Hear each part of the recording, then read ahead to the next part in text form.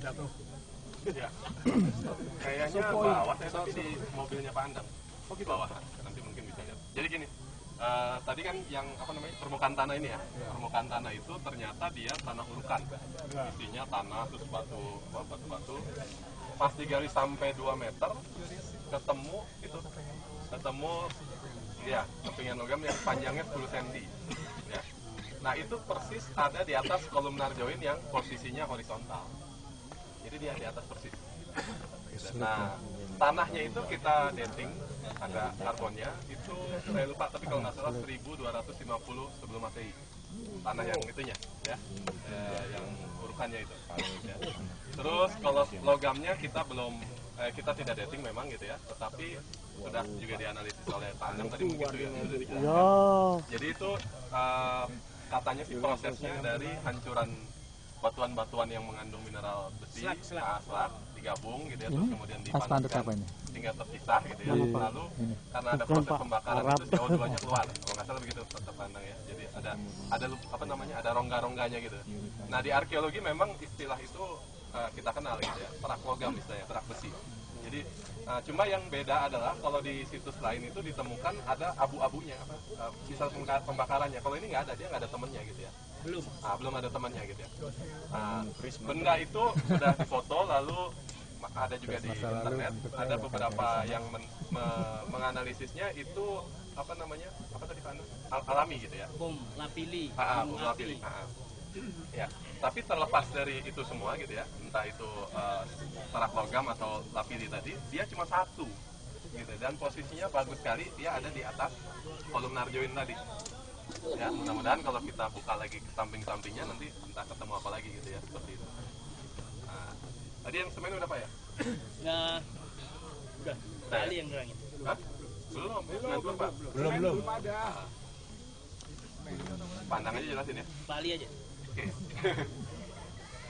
Jadi, nah, yang menarik lagi adalah ketika kita perdalam lagi, jadi kolumnar join yang posisinya horizontal tadi, ketika di timur itu posisinya timur barat. Ya. Nah, yang menarik adalah ketika kita survei di utara, itu posisinya utara selatan ya. Tadi bapak-bapak mungkin naik di utara satu, dinding itu kelihatan kan ada batu-batu menancap ya.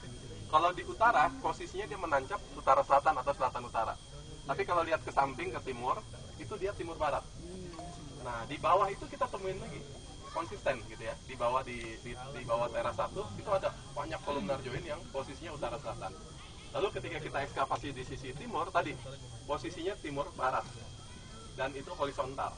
Timur barat ini ya? Iya, timur barat atau barat timur. Oh, yang sebelah sana ke sana? Iya, betul. Utara selatan. Dan itu kalau itu merupakan kolumnar join alami yang masih di tempatnya, itu hanya bisa dijelaskan dengan terobosan dari bawah ke atas ini. Kalau nerobos dari bawah ke atas, di sini akan begini, di sini akan begini, di sini akan begini, di sini akan begini. Nah, tadi dari image subsurface kita bisa lihat terobosannya itu begini. Nah, jadi enggak mendatar. Horizontal. Kalau horizontal berarti kolumnar joinnya begini. Kayak gitu.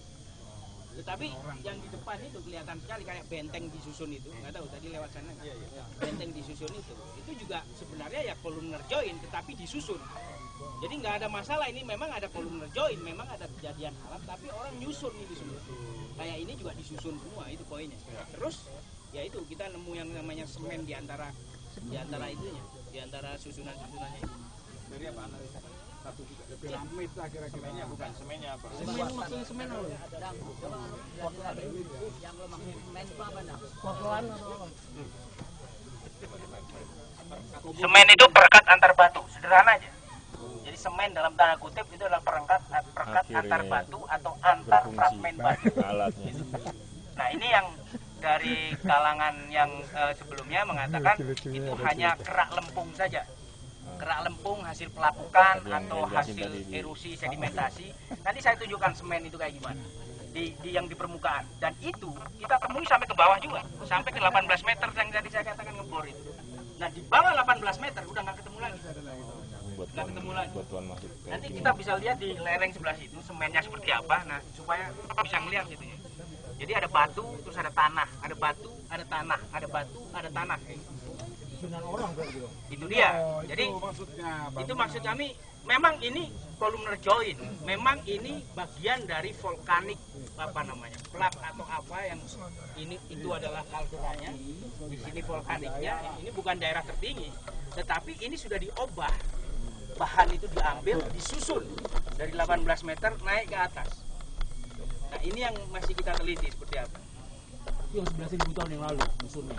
Itu ada 23.000, ada 11.000, ada 5.000, ada Tanya polisi. Itu tanya sama BSP juga bisa.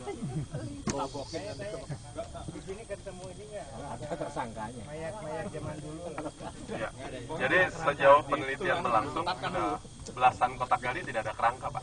Nah, itu yang mendukung hipotesis katastrofik itu gitu ya. Jadi memang ini ditinggalkan, gitu ya. Tidak ditinggalkan karena suatu hal gitu ya. Mungkin lebih ke bencana tadi ya, gempa tadi gitu ya.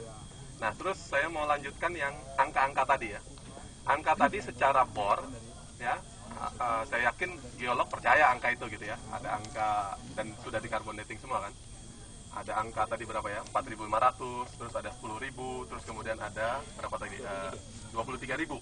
Nah, tetapi secara arkeologi yang sudah dibuktikan tuh yang 500 sebelum Masehi yang di permukaan ini. Terus kemudian di kedalaman 4 meter yang 5.900 sebelum Masehi. Ya. Ke bawah lagi kita belum ekskavasi. Tetapi yang menarik adalah ternyata ini adalah penelitian yang pertama yang menembus kedalaman 3 meter. Ya, dan ternyata memang di bawah itu ada gitu ya. Sehingga entah bisa jadi ada atau tidak, tapi kemungkinan di bawah ada akhirnya lebih terbuka lebar sekarang gitu ya. Karena penelitian sebelumnya nih ya, kalau Bapak Ibu bayangkan, biasanya arkeolog ketika ekskavasi dia pelan-pelan ketemu batu yang berantakan di bawah tadi, yang di kedalaman 1-2 meter dia berhenti biasanya. Ya, oh ini batuan alaminya. Ya, tetapi karena kita punya data geolistrik, georadar, terus pengeboran, ya mereka geolog yakin betul, Pak di bawah ini ada lagi. Dan betul setelah kita menembus 2 meter, ada ternyata itu kolumnar join yang posisinya horizontal. Dan di georadar itu cukup tebal dia, 3 meteran begitu ya. Nah kemarin kita baru sampai ketebalan 2 meter gitu ya. Maksudnya dari atap 0 sampai 2, lalu dari 2 sampai 4 itu isinya kolumnar join semua yang horizontal. Kita belum ke bawah lagi. Nah dari 2 sampai 4 itu yang penuh dengan semen tadi. Ya. Nah fungsinya apa semen tadi? Bisa jadi perekat di antara kolumnar join gitu ya. Tetapi ada juga fungsi yang lain, kemungkinan gitu ya, ketika kita copot satu-satu kelihatan bahwa dia bagus sekali ya, halus-halus gitu ya. Ada kemungkinan ketika dipasang ya, dia taruh dulu di bawah, lalu dia kasih pelicin atau pelumas tadi.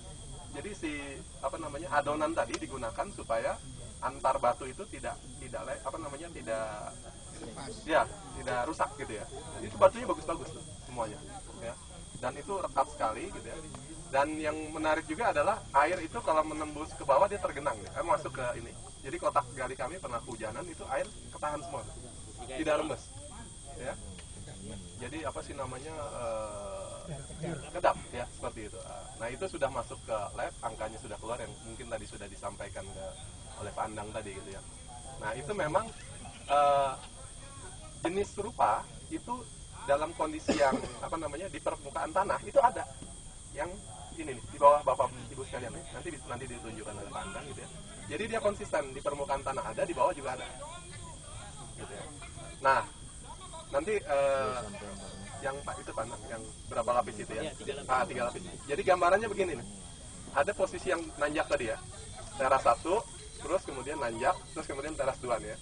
Nah, pas nanjak itu ada batu batu kolumnar join yang disusun horizontal begini. Barat timur. Nah, di antara batu-batu ini itu ada semacam lapisan yang kita sebut tadi semen purba. Ya, yang ini Daniel nih. Wah, ini kompor juga satu lagi. Ya. Yang besinya tadi ya 45%, silikanya 41%, lalu sisanya clay itu gitu ya.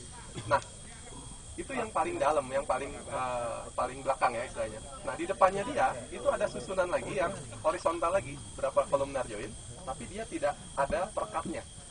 Ya, jadi kemungkinan ini beda fase nih sebenarnya, yang di dalam dengan yang di luar. Saya tunjukkan aja. Nanti ditunjukkan ya. Nanti akan kelihatan betul bahwa ada gambarnya. Lalu yang paling luar, ya, yang paling luar dia ditopang oleh batu-batu tegak, ya. Jadi kolumnar joinnya vertikal gitu ya, karena memang dia tanpa perekat, jadi harus ditambah penopang gitu ya. Itu nanti gampang sekali dilihatnya nanti. Besi berapa persen, silika berapa persen? Besi 45, silika 41. Ya. Ini kan dari karbon dating itu ada beberapa umur. Berarti ada masa-masa pembangunan. Nah, kira-kira hipotesisnya kenapa pembangunannya jarak waktu yang cukup lama? Ya, ada jeda yang kita belum tahu tuh sebenarnya gitu ya. Itu sama halnya ketika Borobudur ditemukan, kita bengong-bengong aja ini bangunan kapan gitu ya. Terus siapa yang buat gitu ya. Itu kurang lebih begitu ya. Jadi itu yang sebenarnya patahan-patahan peradaban tuh di situ sebenarnya ya. Jadi kita nggak tahu apa yang sudah dilakukan oleh nenek moyang kita gitu ya. Nah, yang menariknya lagi adalah ternyata teknologi yang zaman dulu itu lebih tinggi ternyata. Ya. Jadi kayak lagi misalnya yang lebih tua itu yang pakai perekat, yang lebih muda tanpa perekat ternyata. Ya, jadi generasi berikutnya itu teknologinya justru jauh lebih rendah. Dan mohon maaf, yang atas ini itu yang paling rendah justru. Yang paling muda yang paling rendah. Yang kelihatan cuma naro-naro aja. Jadi kita tambah bodoh ya, Pak? Oke, ada Pak Dhani. Silakan Pak, lanjutkan. Terima kasih. Ini tadi yang saya maksudkan sebagai vulkanik yang disebut sebagai vulkanik. Ini kan barat ini utara selatan. Ini selatan, ini ke utara. Yang merah ini jelas ini batu-batu seperti ini. Jadi lihat nih di atasnya ada ini. Jadi di permukaan ini ada batu. Di antara batu sini dengan bangunan ini ada sesuatu. Yang ini yang kita coba lihat. Jadi ini bukan sesuatu yang dari bawah ini. Bukan sesuatu yang dari bawah. Mungkin skalanya dulu ya.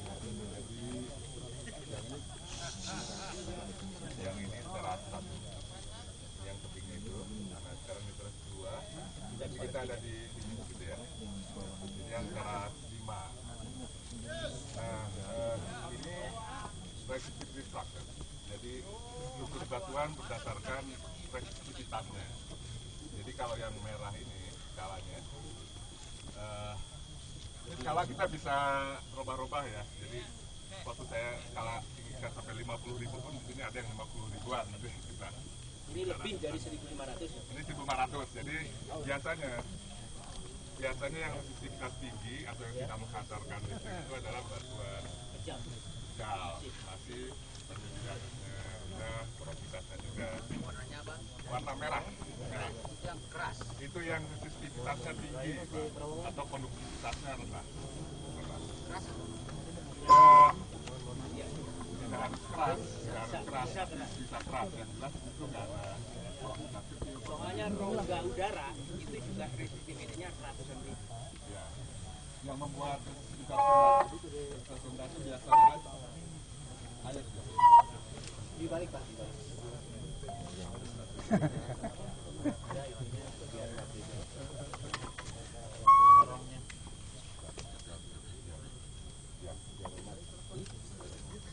Ya, jadi yang biru ini itu yang low resistivity. Biasanya kalau orang cari air ya cari yang biru itu, karena low resistivity atau konduktivitas tinggi itu airnya banyak biasanya, karena itu menghantarkan listrik.